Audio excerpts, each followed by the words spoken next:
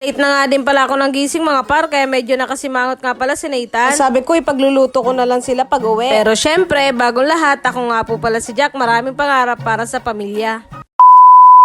Jeez! Siya nga pala mga par, nakakatuwa nga pala tong dalawa na to. Maaga na nga din pala silang nagigising para gumayak pagpasok. Hatid ko nga sa dalawa, ihatid ko nga din pala si Jenny at saka si Baby. Gawa ng schedule nga pala ulit para baksinan si Baby AJ. Pagdating ko nga pala sa bahay, nakabihis na nga din pala si nanay. Uuwi nga din pala muna siya sa kanila. Gawa ng check-up nga din pala niya ngayon. So ayaw magpalapag ni Baby AJ. Parang gusto pa nga sumama. Siya nga pala, ihatid ko nga pala muna yung hipag ko at si Baby AJ.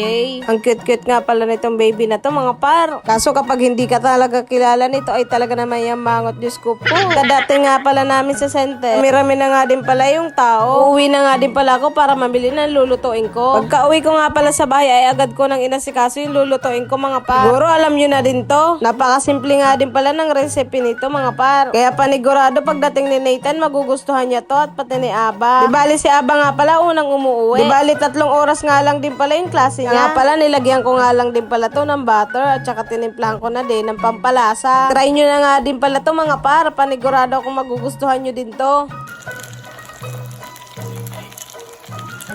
Bali, lalagyan ko na nga din pala to ng cheese sa ibabaw. Eh, ano pang ginagawa? Magsandok na ng kanin. Pero syempre, tiki, mantay muna.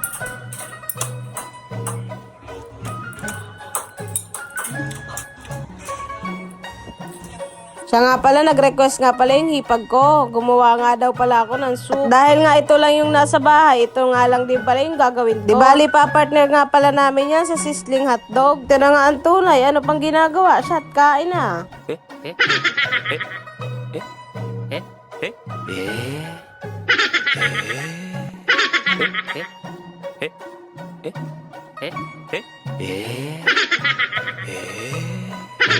Yun lang. Salamat sa panunod.